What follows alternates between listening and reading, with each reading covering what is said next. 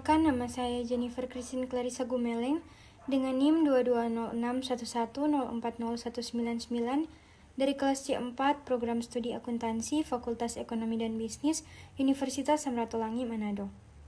Di video kali ini, saya akan menjawab beberapa soal yang diberikan dalam ujian tengah semester mata kuliah Kepasifikan. Langsung saja kita masuk ke dalam pembahasan soal yang pertama. Soal yang pertama, jelaskan apa manfaat dan keuntungan Provinsi Sulawesi Utara berada di kawasan Pasifik.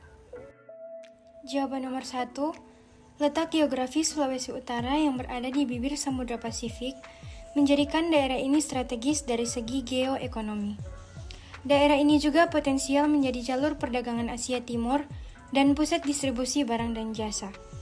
Selain didukung letak geografis yang strategis, Sulut sudah memiliki infrastruktur, sumber daya alam, sumber daya manusia yang mendukung, dan pengusaha yang berminat berinvestasi di tanah Niur melambai itu.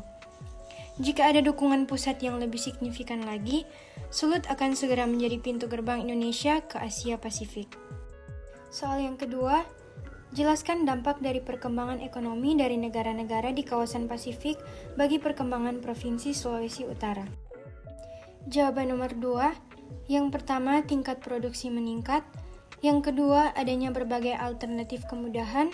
Yang ketiga, terdapat perubahan pada aspek sosial, ekonomi, dan politik. Yang keempat, meningkatnya nilai-nilai kebersamaan. Dan yang kelima, tingkat kesejahteraan masyarakat meningkat. Soal yang ketiga, jelaskan peran perkembangan teknologi dan informasi bagi perkembangan negara-negara di kawasan Pasifik pada umumnya dan Provinsi Sulawesi Utara pada khususnya.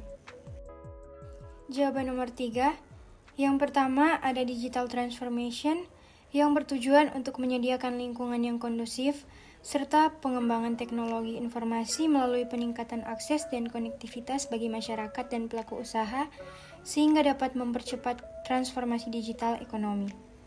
Transformasi tersebut juga diharapkan dapat memberikan kontribusi tidak hanya pada pertumbuhan sosial ekonomi, namun juga pada peningkatan inovasi dan pemberian layanan publik yang lebih baik.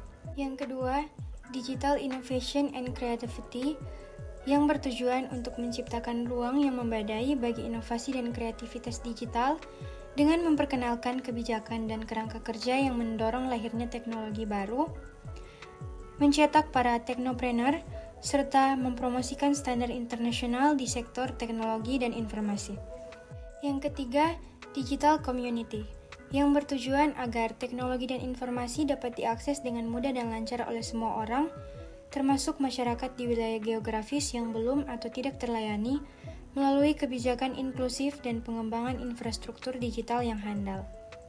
Yang keempat, Digital Trust, yang bertujuan untuk mendorong sistem yang aman dan terpercaya untuk mendorong perlindungan privasi data, memfasilitasi lalu lintas informasi yang bebas hambatan, serta tangguh dari segala ancaman di dunia maya.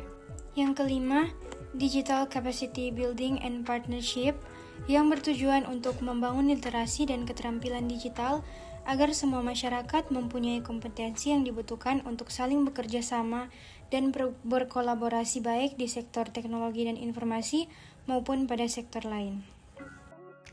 Soal yang keempat atau yang terakhir, jelaskan peran investasi bagi perkembangan dan perubahan perekonomian negara-negara di kawasan Pasifik.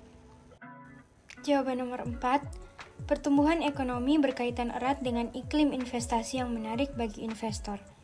Investasi berperan penting dalam upaya perkembangan ekonomi di kawasan Asia Pasifik. Adapun peran investasi adalah yang pertama menciptakan lapangan pekerjaan.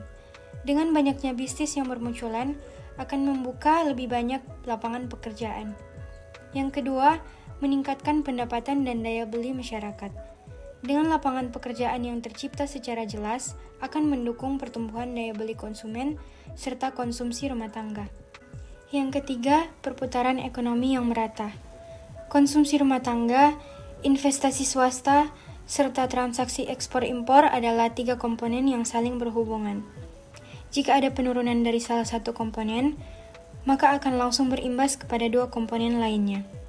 Yang keempat, meningkatkan produk domestik bruto atau PDB.